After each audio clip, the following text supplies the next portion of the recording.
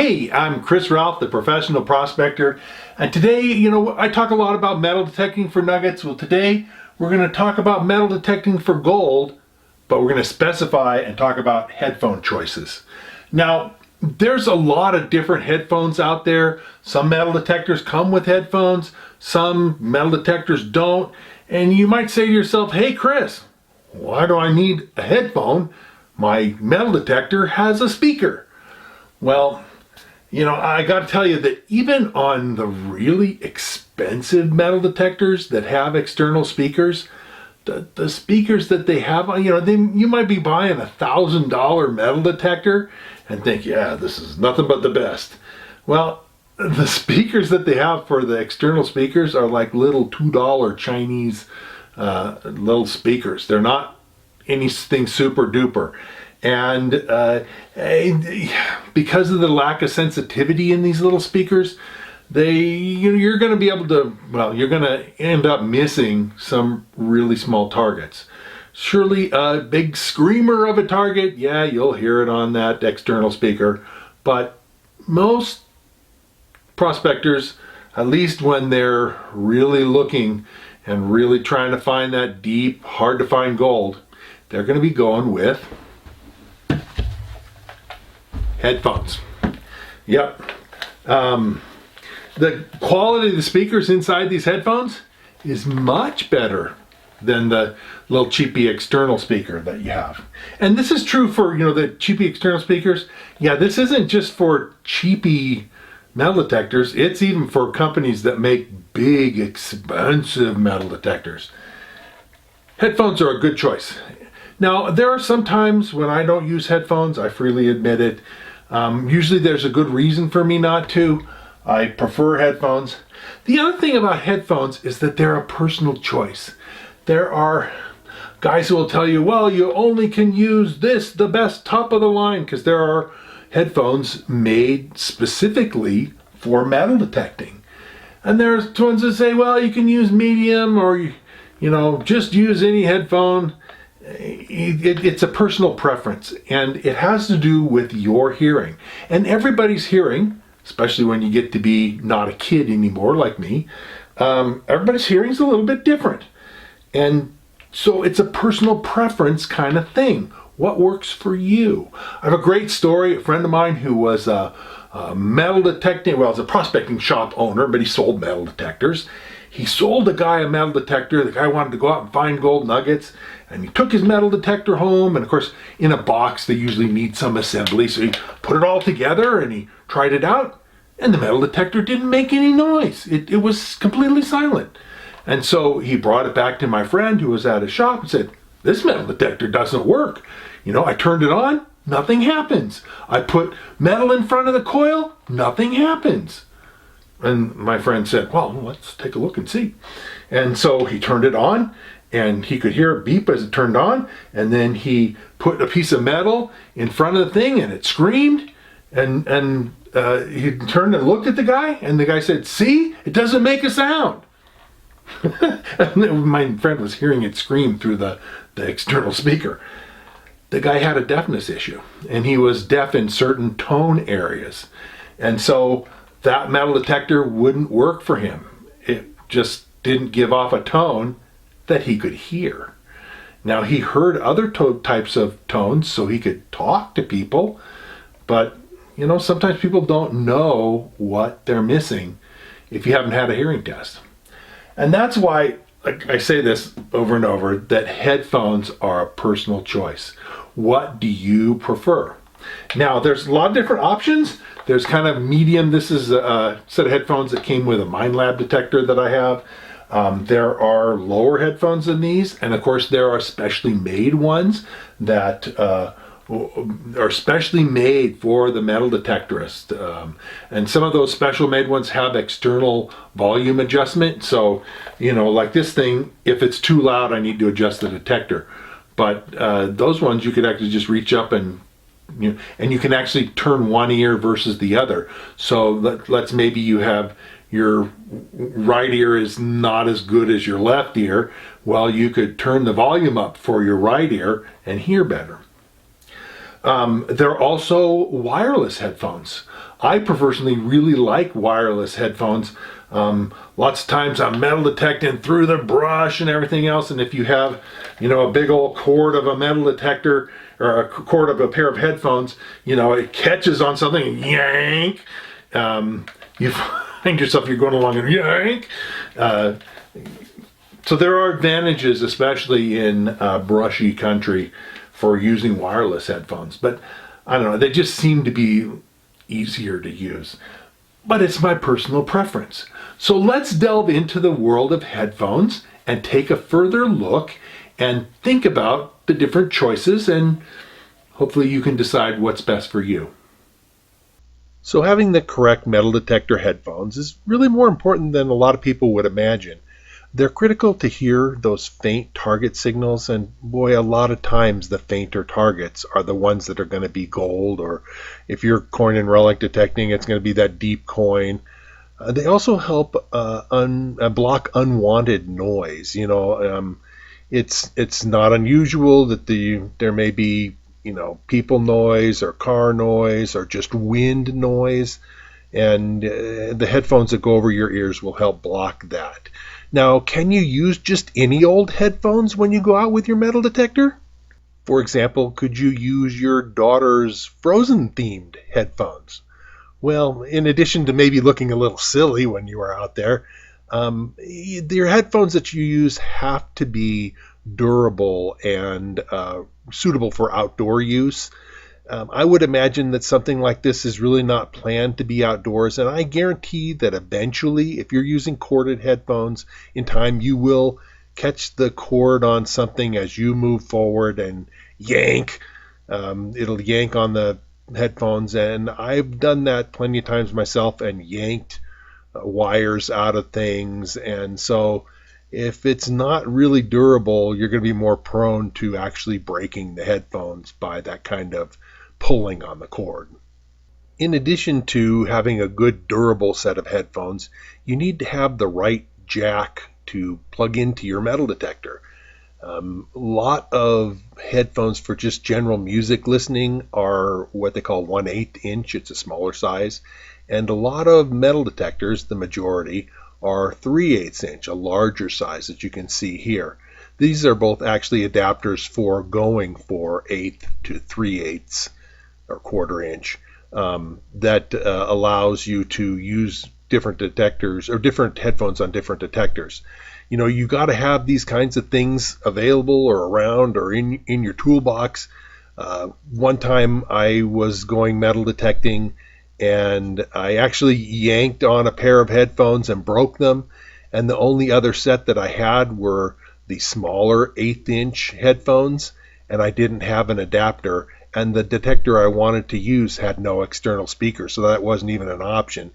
And I had to run all around this little town trying to find an adapter.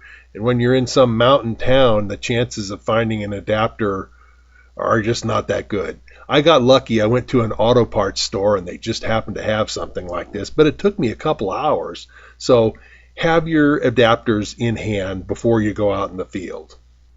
Now, many detectors will come with their own set of their own set of headphones, and usually the stuff by the manufacturers is pretty good. This is a pretty decent pair that's made by Garrett. This is a wired, not wireless type of headphones. But what really matters in the end is what's comfortable and what works for you. And this may work for you. Then again, it may not. It's just a matter of your personal preference.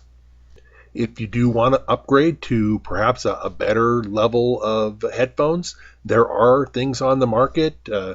These are Nugget Busters by Detector Pro, an outfit in Australia. They make some real nice specialty headphones of very high quality. You can see if you look at this that there's a sound adjustment on both sides. So, if your hearing is better in one ear than it is in the other, you can adjust the volume to compensate for that. These things are actually very nice, and a lot of guys speak very highly of them. They also have one-sided headphones. The same company makes this model they call the Rattler for obvious reasons. It's a headphone that's only on one side. And the reason for this is some guys choose to go without headphones in environments where there may be a lot of rattlesnakes or other dangerous critters. I've had encounters with deer and other things. What you don't want to encounter is a bear. And I've encountered bears too. And it's nice to be able to hear what's going on outside of you. Something that a lot of guys are switching to is wireless headphones. And this is a wireless setup by Garrett, but a lot of different manufacturers make this. Detector Pro that I showed that makes some of the high quality headphones. MindLab makes a wireless setup. And basically what you see here in the upper left hand corner, there's a box, and that is the transmitter, and then the receiver is in your headphones, and the signal comes out of your metal detector. It goes into the transmitter, gets switched and changed into something that can be transmitted through the air. It's transmitted to the headphones receive it and change it back into something that is suitable for your ears that you can hear, and then you get your signal. Well, one of the things about this type of system is that there's a delay. Now, if you're just using regular Bluetooth, and you actually can just use regular Bluetooth, the delay is usually something between a tenth and a quarter of a second. Now, you might say, well, a tenth and a quarter, that's a pretty small delay, and it is. As you're swinging a coil, though, if you're swinging the coil fast, a quarter of a second may make a significant difference as to where you think the target is. But normally, when you're swinging over a target, you slow way down to try and pinpoint it. And once you slow way down, then, a tenth to a quarter of a second doesn't really make that big a difference. But all these ones that are made by the manufacturers like Garrett, like MindLab or Detector Pro or others, they're a very low latency. In other words, the time delay is much less than a tenth of a second. So, you hear the signal pretty quick, and the distance that you've moved your coil in 5/100ths of a second is just not that far. So Bluetooth will work. You just have to understand that you have that delay and then slow down when you're trying to pinpoint your target, which is the normal procedure. Now, this is the wireless set of headphones that I use. They're made by a guy named Dennis Katz, a company called Bossacres. You can actually look up bossacres.com on the internet, but he sells these, and they're again low latency headphones that don't have much delay between the sound that comes out of the machine and you're receiving it into your ears. You can see on the bottom of the case there's a little box with a little cord sticking out of it. That's the transmitter, and it has an eighth of an inch jack, and you can see if you look carefully in my little case there's the two adapters that I have for adapting the larger plug size to the small eighth inch. But then it works with my headphones, and they pair up similar to the way Bluetooth does. And this is what I use, and they work great for me. So I recommend Dennis and his product. And as I say, I've probably broken 4 or 5 sets of headphones over the years just by getting them caught in the brush. And so the wireless is just really convenient and easy to use. That's why I recommend them. The last type of specialty headphones I want to talk about are underwater headphones. So if you've got a detector that's usable underwater, and I don't just mean the coil, I mean the whole control box and everything, so you're going to put your head underwater, you need underwater headphones. Your dry headphones for above the water line won't work if you dip your head underwater. In fact, your headphones will soon be destroyed if you put them underwater. That's why you need these specialty ones that are made for underwater use. I actually have a pair of these. Mine look just like this, and they're set up for my SDC 2300, which is an immersible underwater detector. So what are the best headphones? I mean, if you're thinking of upgrading the headphones that came with your detector, What are the best ones out there? Well, it's not any particular one brand. It's honestly the ones that work best for you. But if you're thinking about it, here's some factors just kind of in review to consider when you're talking about upgrading. Probably the first and most important factor to consider is just the comfort of them. I've had headphones that I put on and after a few hours they're just really uncomfortable, and although I can continue to wear them in discomfort for the rest of the day, that cuts down on your level of concentration. And when you're out there prospecting, you want to be focused on finding some gold. And you don't want to be thinking about, darn, these headphones are really hurting my head and my ears. That's just not what you want to be thinking about. So comfort is a huge thing. Volume control, individual volume control for your ears if you have different levels of hearing in your ears. The weight of the headphones, the weight kind of has to do with comfort too. Really heavy headphones are going to be probably inherently less comfortable, even if they fit your head just right.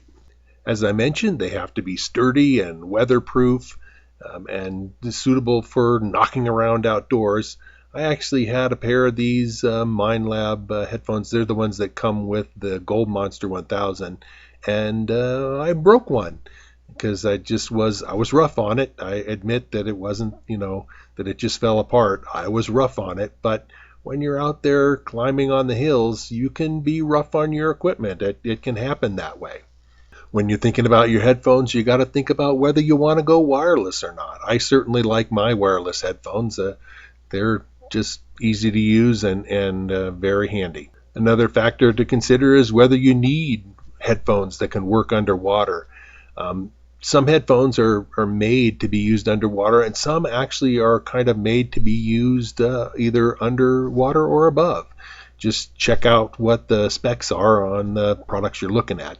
So overall, having a good set of headphones that are comfortable and work well for you is really important in achieving success when you're out there prospecting for gold with your metal detector.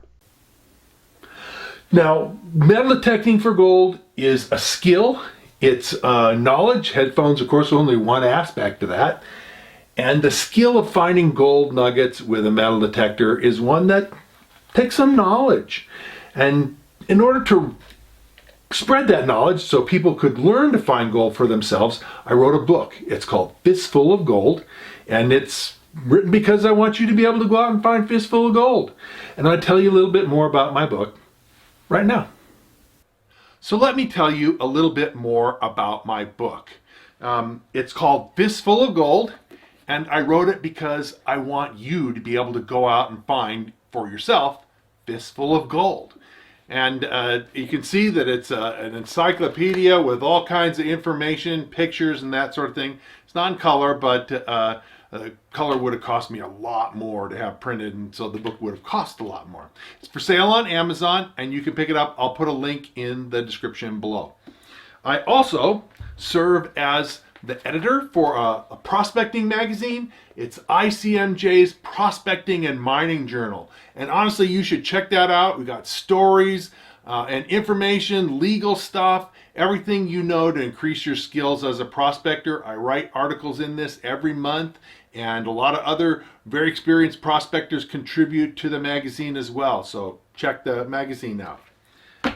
Also, I have a website, and the website is at NevadaOutbackGems.com. I'll put a link for it in the description below, but there's gobs of information there that you will find useful in your prospecting efforts. Finally, I want to say that I really appreciate your comments and thoughts, and even positive criticism. Don't come on there and just toss out insults, because I'll just delete your comments. But if you've got helpful things to say and questions to ask, do write and put those in the comments, because I answer my comments to people, and you'll hear from me in responding to you. So if you've enjoyed this video and you like what you see and you're interested in finding out more, well then sign up, subscribe, and hit the notification bell so they'll let you know when I post new videos. And, like it and share it if, again, you see stuff that you really are excited about. And I'll be coming out with lots more new videos, and so we'll see you again real soon.